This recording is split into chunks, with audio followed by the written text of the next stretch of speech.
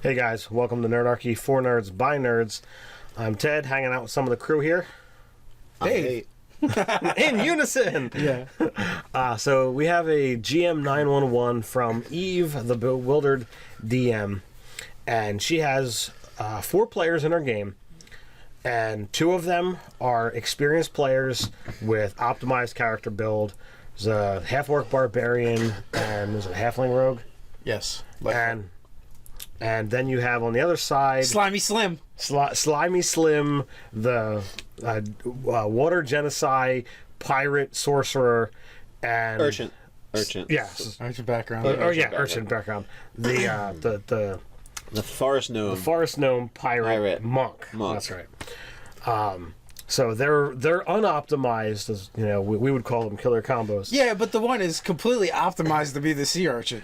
Yes, and apparently, according to the backstory, it was created solely for the ability to use that. So pop. 100% success optimization, just they're not a combat machine. Right. So they say is that the characters are advancing in level.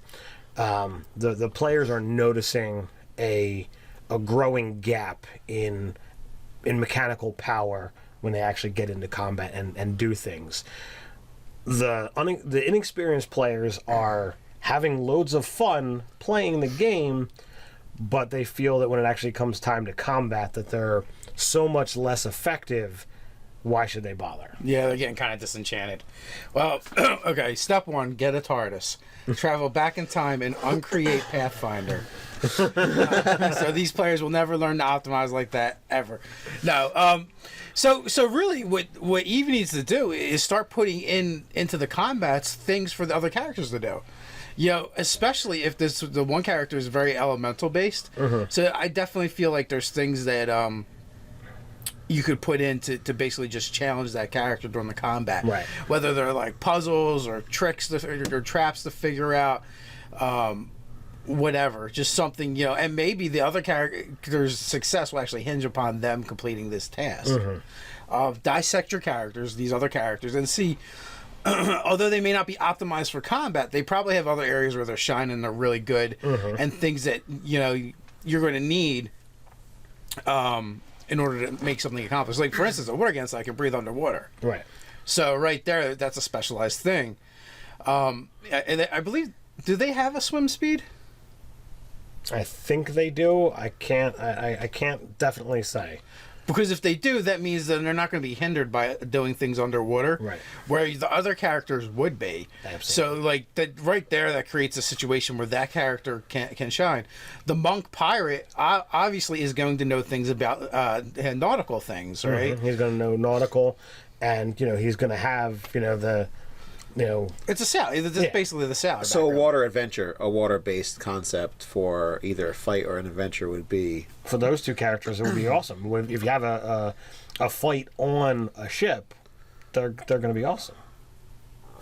Well, I wouldn't say that'd be awesome on a ship fight, but if you got knocked in the water, if everyone got knocked, you know, the water genocide could jump in and not have a problem with breathing, and that Forest Gnome guy is going to be all about pirate stuff, so he's going to know all the things dealing with that. He might even be able to get them a ship if it's required, you know, because he's a pirate. He knows that kind of stuff. And too, you know, like, make sure, like, since they like doing like crazy things, make sure, like, you know, there's like things in combat the monk can do that aren't just punch. It isn't just punch. You know, can he use the terrain to his advantage? Can he use, you know, step of the winds to position and maneuver?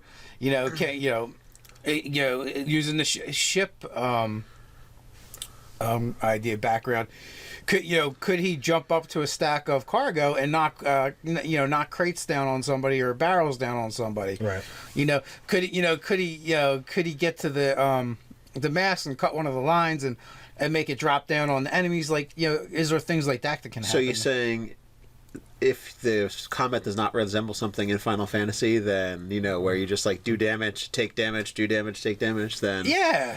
Oh, well, yeah. And what about climbing on the bigger opponent for the monk? Definitely the climbing on the creatures bigger than you, shoving, all those kind of like alternate combat choices would be really useful. I don't know about the shoving based on their strength, but it's kind of the thing she brings up is that the two experienced players picked a half-orc barbarian and a Halfling rogue. lightfoot halfling rogue, which are like, I'm not going to make fun of them. It's like a classic archetypal, one of the best character combinations you can make for just dealing straight damage. You know, she says in the email that, you know, the characters are, or those characters are cliche choices, but the characters have built them well and they're playing them well. And there's nothing wrong with making, you know, super optimized choices, but there's also nothing wrong with making unoptimized choices. So, real quick, what I'm saying is, why would you can't expect other people to hang with those guys, combat wise. It's maybe like a smiting paladin, maybe. Halfling rogue. That's 6 skills. 6 skills. Yeah. Mm-hmm. And it's built for combat. So what are those 6 skills going to be? Acrobatics, Stealth, Acrobatics, perception, sleight of hand, Thieves' deception. tools. Well, thieves' tools, they just get people. Oh, that's right. Yeah. So I'm trying to think, like, so, you know, is that character missing, you know, some of the face skills? Because, you know, like I said, it's only 6, and you know, it's one of them's going to be stealth, one of them's going to be perception. One of them's going to be sleight of hand. Well, it could be, but it doesn't have to be. It doesn't have to be. Well, So for the Genasi, I mean, this charisma-based character, so that's an opportunity to take things that are more social. Is that where you're going? Yeah. Like, what about set up outside of combat encounters so that these characters can shine? First of all, the barbarian is going to be useless. Yeah, he's a half-orc barbarian is not going to have social yeah, skills. he's not your talk. You know, so you know you can fish out of water him, you know, with you know, some social encounters. You know, the rogue really just depends on where they put their skills at, and it's a lightfoot, so that's, you know, their bonuses to charisma. That's true. You know, so it maybe not so much with that, but the other characters, because the players are more creative, it will give them the opportunity to shine. That's true. You know, regardless of what skills they have. So, you know, really, it comes down to setting up different situations throughout the campaign and the adventures, where all your players have a chance to shine. If your campaign only revolves around combat, well, yeah, your combat machines are going to shine all the time. Yeah. And the other characters are going to get drowned out. You know, they need more role-playing encounters. They need more, you know, tricks and traps to deal with, where you have to be creative. You know, maybe they're traps that, you know, you can't just rogue your way through them. It's not that kind of trap where you're just going to make, what is it? I guess it's like investigate. And what do you use the disarm trap? It would just be thieves' tools, right? Usually. You know, so, you know, maybe you create traps where those skills aren't as useful, and you have to think out of the box for them. You know, maybe it's a magic trap, and, you know, it's going to rely more on knowledge arcana or something. You know, look, you know, if this is your objective and your goal, get access to all the character sheets and look them over and figure out what those two characters are going to shine at, and give them the opportunities to shine. Exactly. You know, if you put them in the game, it sounds like these are the kind of players that are going to use them. So, you know, so all you have to do is you know, give them that chance. As a GM, I always want to reward the players who choose to go in an unoptimized direction for, you know, role playing or interesting, you know, character archetypes. I find those characters are more compelling because they're not going with their, you know, standard or, you know, set. This is not what a normal half-orc would do. You know, they're not gonna. You know, most half-orcs are gonna be barbarians. But if you say, "Oh, I'm gonna play half-orc sorcerer," oh, what the heck? What kind of half-orc is that? Yeah. You know, so here having, you know, the gnome monk and the Genasi sorcerer, they're not getting pluses to, you know, their prime stat. So find a way to, you know, as you say, get those situations that those characters are going to be put on a pedestal, put into the light, and, you know, let them shine so that everybody gets their turn, their time in the light. Well, off camera, you had brought up a suggestion as well about giving them magic items that help them out in those regards. Or I thought that was kind of a joke.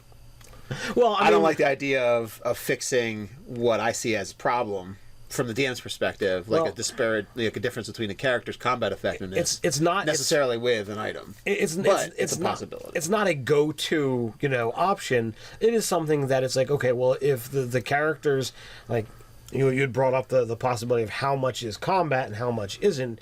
If they want to feel like they're actually doing their share, I mean, I really don't see an issue between a gnome monk and a half-orc barbarian.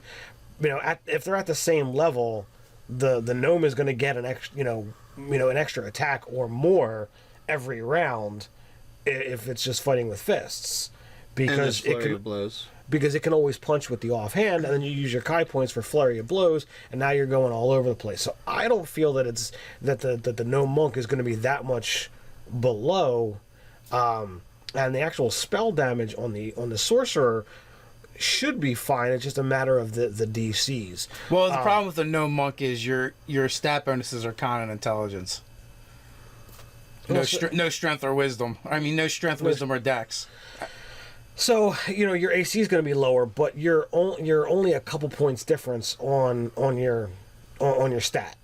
It's only a plus. But, like, if you think about it, when you get a +2 to something, it's just a +1. Right, yeah. But I mean, they're not getting yeah, any but in pluses to the things 5e, they that's need. a big deal. They're not getting any pluses to the pluses they need. To the stats they need to be. That and that is fine. I agree. But with the extra attacks, that should get it closer to, rolling, D6s and D8s for damage versus a D12. There's times that the monk could technically do more damage if the half-orc rolls low enough on that D12. When you the half-orc is sleeping. Drops his axe and it just cuts off a toe. Tearing it down to the core mechanics. I've been shocked at how much damage I've done as a monk and how much others I've seen do as monks in the game with that offhand attack and with use your Kai points for flurry of blows. It can get literally ridiculous. Well, you can't do both though. Well, yeah, I'm saying or. Yeah. So it can be crazy. So the potential is there. So my issue with magic items to bump them up in combat is that, well, the half-orc and the rogue are pretty much combat. So when it's not combat, so if they're all kind of equal at that point, now when they're out of combat, they're not equal. So it's kind of like I'd rather see the particular characters get their kind of character good, like, basically they're, like Dave says, their time to shine. They're that kind of idea that, like, hey, your skill set is pretty much going to help the most in this situation. Are you going to see that opportunity? So I like to give opportunities to have that effect, and if they miss it, they miss it. But well, see, here's what I was thinking. Like for the the sea urchin. The sea urchin, yeah, like a ring of elemental command, water. Mm-hmm. Like how much would that character dig something like that? Absolutely. Like you could even do it in other, or even like water walking. Things that are going to really appeal to those characters and the way they're playing them. Mm-hmm. Well, the thing I look at is, number one, the experienced players really dig the builds of the inexperienced players, the new players, and the new players feel like that they're underpowered and that they're kind of being left in the dust. And the old players don't want to see the new players leave the game or just change characters entirely. So we want to offer up possible suggestions to next session. No combat. Offer up multiple suggestions for how Eve can fix this. All right, suggestion number one.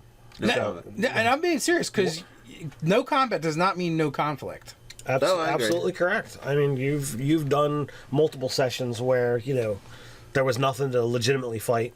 You can do no combat. Set things specific for, well, this is an obstacle for player 1 to overcome. This is an obstacle for this player to overcome, and let each character have their moment in the sun and shine. You can try to adjust things mechanically through magic items or boons, whatever have you, based on what is happening in your game. That item, that option is the least desirable, because it's it doesn't really fix anything. It just possibly creates other problems. As Nate says, if everybody's good in combat, when it's out of combat, the barbarian just goes home. But it's something that you can do. Or he tries to break things. Still, I break it with this. I diplomatize with my axe. Yes, here's my diplomacy. Me axe. Let us But that doesn't actually have anything to do with magic items. Like the barbarian is going to be a barbarian out of combat no matter what. Right. Well, yeah. So is there any other option that we see? Enjoy the game you're playing. Enjoy your character for what it is. Yeah, if you don't make... Essentially... I mean, because what are you going to do with the water genocide anyway? Really, like a sorcerer. How much damage could you really do? I mean, you could take a really nice 3rd level spell that would do some damage, or bump up your 2nd level spells and 1st level everything's elemental themed too. Probably geared towards water, so it's going to be like cold and ice. I mean, they got ice knife and a few other things you could do damage with. Ray of frost, So I mean, and 5th, you're getting that bump. So I mean, you're doing an alright amount of damage that you can get I wonder what meta magic the sorcerer has to feel not effective in combat. Because for at least one combat, your sorcerer should shine. Yeah, if you have several combats in a day, there should be one. And I wonder if that's I wonder if what judging by when this came in, this GM91 came in, it's probably not a storm sorcerer. It's probably a chaos or a dragon. I would think water would go along with that. I mean, like a ice, like maybe so the dragon with the cold choice. Yeah, so it makes me wonder why that character's not effective in combat. Like, it's still a sorcerer unless like you picked badly for your meta magics. Right. But generally, they sorcerers dish out the most damage for a spellcaster. Well, again, if it's not optimized for combat, maybe they took the extend power as a meta magic and not twin spell, not quicken. Well, the extend is really good. You just have to use it right. Yeah, it depends on what you took. But if you want to extend some kind of like water manipulation thing that isn't going to drown somebody, then you're not really going to do anything. You have to make sure that your spell selection and your meta magic selections mesh well together. And the nice thing about that is next level they can change that, especially if they just gained a level, they can just say like, well, I'm going to select out a few spells that weren't working for me, so they can slowly learn. Since they're new, they can slowly learn how to play the game, in a way that's going to assist them in combat or whatever they want to do with their character. Right. So, the biggest thing I would say is, your next session, just remind everyone it's not all about combat, and you don't do it by telling them, you do it by showing them. You run a game that's really combat light. For a session or two to get those other characters to shine, to make those other characters do something other than combat. And inside of combat, regardless of what you're playing, regardless of how many years you've been at the gaming table, you don't even have to ever shine in combat in an RPG to really get your due. My favorite character archetype is cleric. I've been playing clerics for a long time. I've got a cleric in your game, and short of putting people back together and tossing out some firebolts, like that's all he does in combat. I'm never going to win the day in combat. My You're right. Your character's useless. You should just kill him. My coolest course of action is like, oh, I've gotten the snot kicked out of me. I've got 1 hit point. But that dude over there is already on the ground. I'm just going to go stand over him, for heroic sake. That's it. That's my best shine. So just enjoy role-playing your character. Make the choices your character would do. And shine where you can. And let others shine where they can.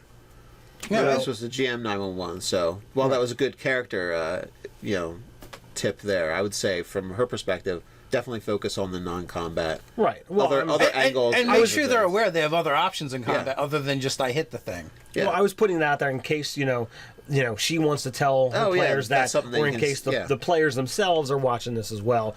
It's always good to let that happen. So if you guys have any other comments for Eve and her players, put it in the comments below. While you're doing that, feel free to like, share, even subscribe.